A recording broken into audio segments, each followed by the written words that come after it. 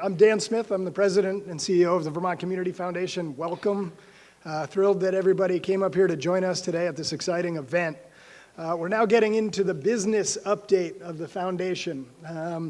And we shifted it up a little bit this year. I thought it was really important for everybody to hear from team members as we work through the business update. So in a moment, I'm going to transition it to Martha Trombley Oakes, a senior philanthropic advisor, to present the report of the philanthropy team, and then we'll be working through members of the staff to talk about their work this year.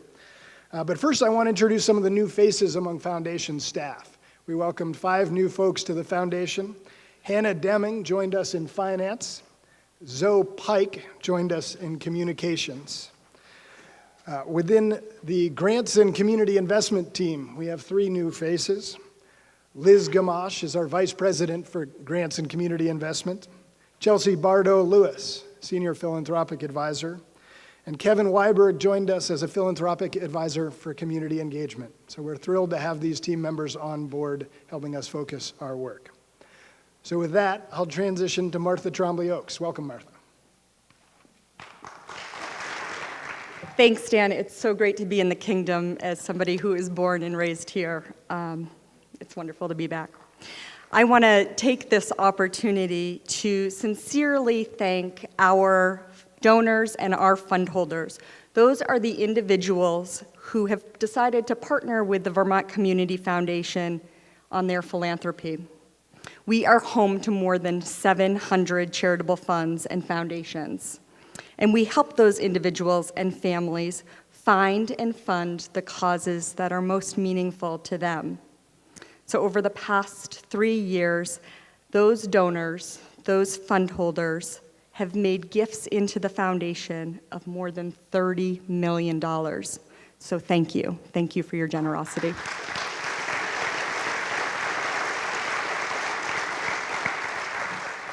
I also want to thank our professional advisors. Those are estate attorneys, accountants, financial planners, and professional advisors from around the state and actually beyond our borders. These advisors, some who are here today, are charitably minded themselves and who support and inspire their clients to achieve their philanthropic goals. Many of these advisors view the Vermont Community Foundation as a key partner in serving their clients' needs, and we thank them so much.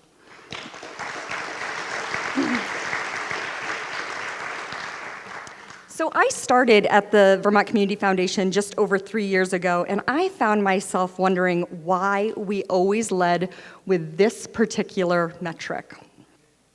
Why does this matter so much? Why does it matter that we closed 2016 with over $250 million and are now pushing above 260? After all, we're not a bank or a lending institution. So is this a really important metric? But I've come to realize that yes, this metric is critical. It's critical because of what it means for the metric that is the most important work that we do. And that's providing grants and investments that support the health and vitality of our communities. In 2016, working directly with our donors and through allocations of our own discretionary resources, we made almost $14 million in grants. Understanding the value of this particular metric, we look forward to increasing this number in the future, and I feel very confident that we will do that. You may ask yourself, where does all of this charitable capital go? Breaking it down by a few broad categories, and I really emphasize broad. The Community Foundation and its donors are giving roughly 14% to arts and humanities, 22% in education, 22% to environmental causes, 22% into health and human services, and 17% in community benefit and economic development. Grants in this category really run the gamut. They can go to major undertakings like ambitious workforce readiness and business development programs, and they can also go to smaller scale projects like those that bring people together for a day of celebration at a recently renovated town hall, or a dog park that was recently put in a community, a place for the whole community to enjoy. On both sides of the spectrum, we see this work as vital to growing healthy communities across the state. The remaining 3% of the Community Foundation's grant making goes to other causes related to animal welfare, foreign affairs, religious purposes. Of course, most of our grants don't fall neatly into these broad categories, so many of our grants and those of the fund holders intentionally target intersections between the different categories so that they can get the greatest impact possible. As you can see, we're a pretty broad funder, and so I'm going to pass it over to Liz Gamache, who is going to go into a little bit more detail about our impact work. Liz's name is probably really familiar to many of you, as she was formerly at Vermont Electric Co-op and Efficiency Vermont. We are so happy to have her leading the new Community Grants and Investment team.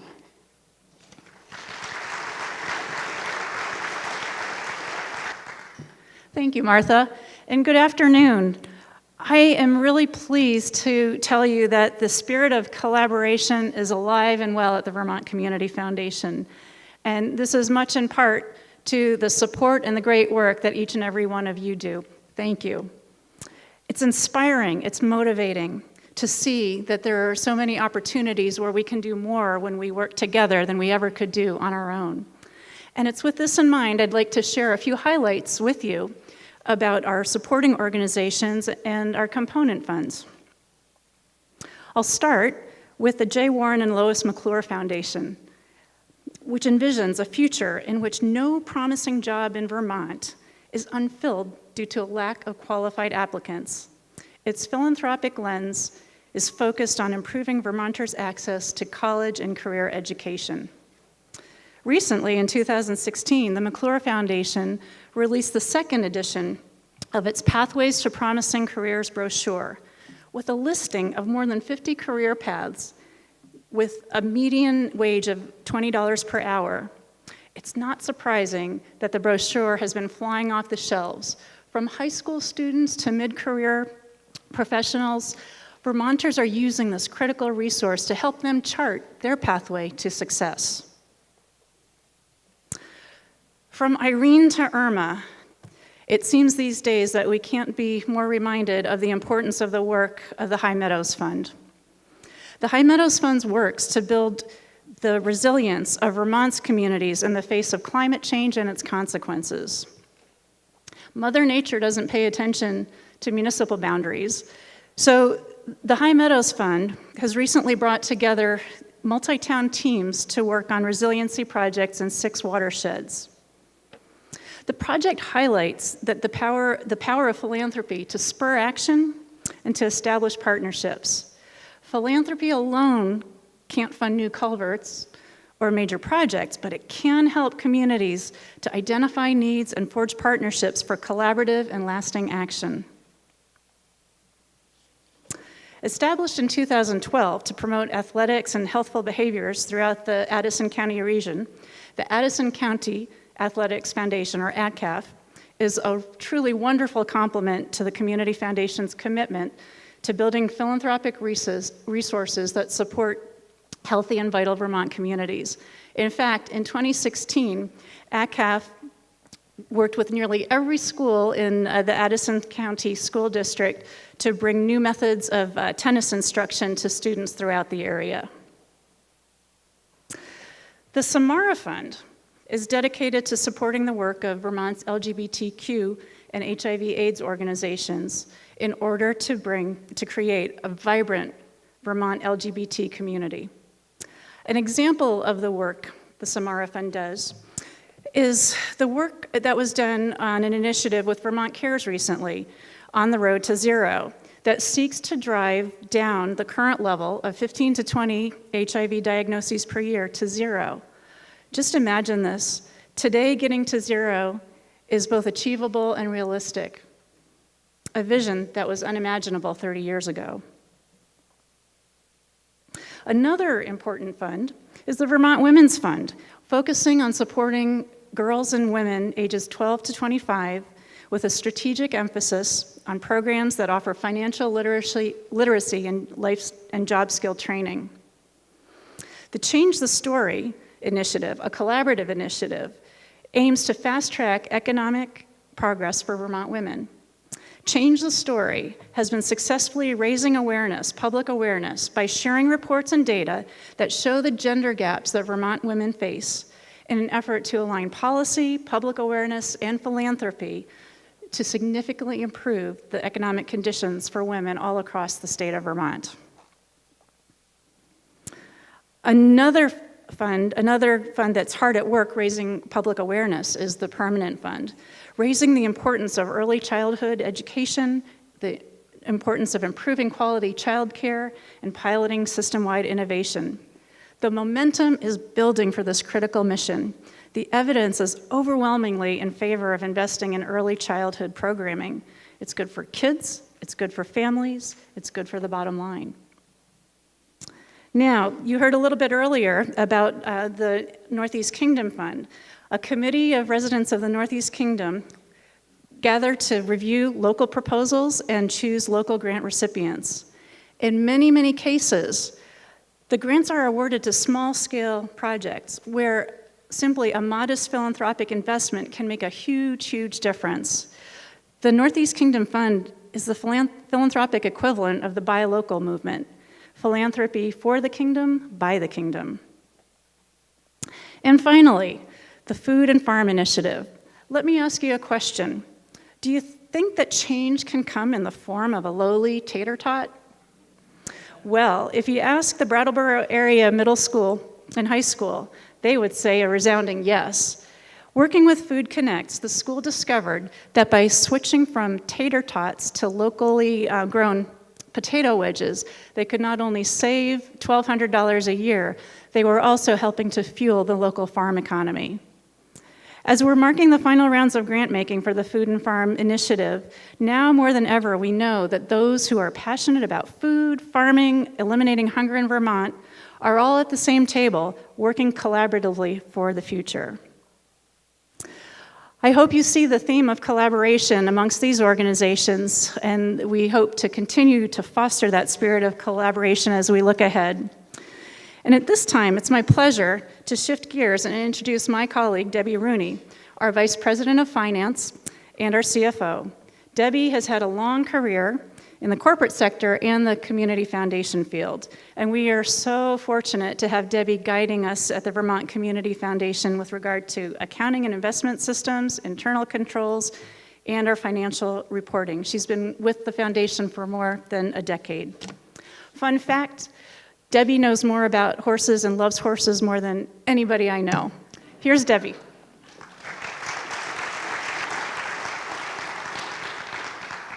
Thanks, Liz.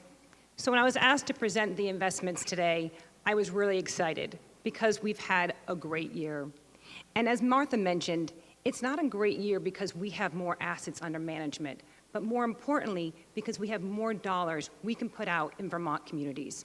So with that being said, let's get to the numbers. The foundation's one-year benchmark returned 11.2% as of July 31st, while the foundation's long-term pool returned 14.2%, exceeding the benchmark by 300 basis points. Our investment performance over a 7-year period also did quite well.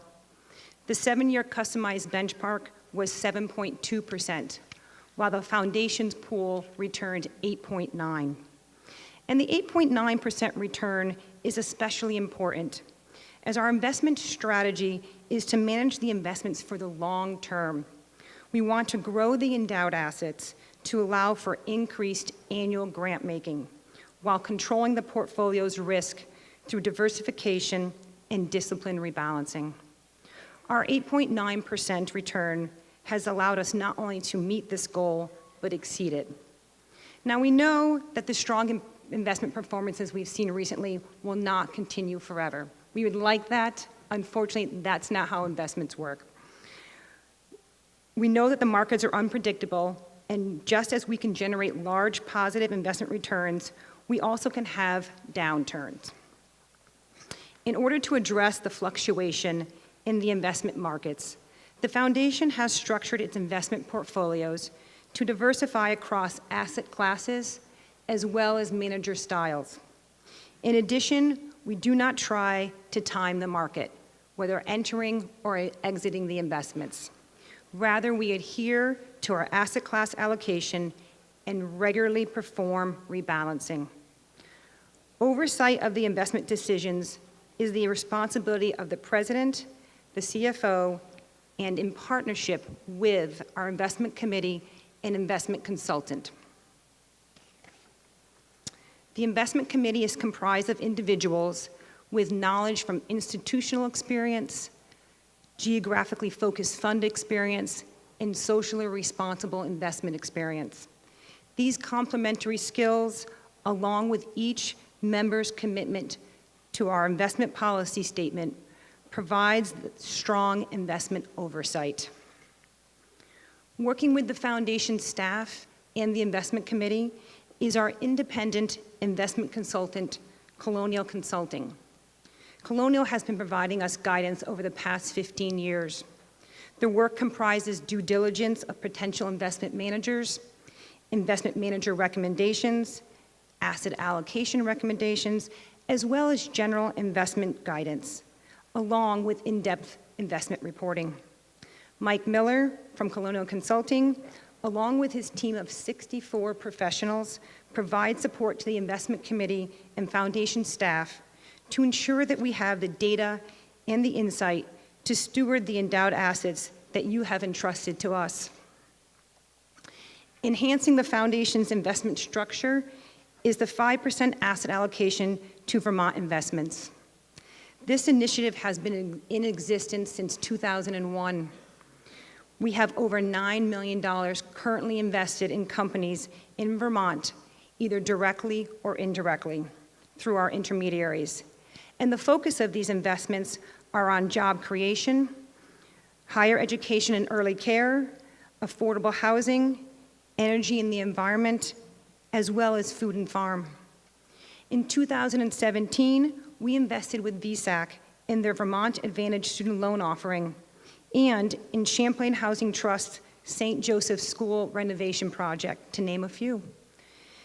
As you will hear more about from Dan Smith, the foundation will focus on closing the opportunity gap in Vermont, and we will use our discretionary grants in collaboration with our investments from the Vermont Investment Pool.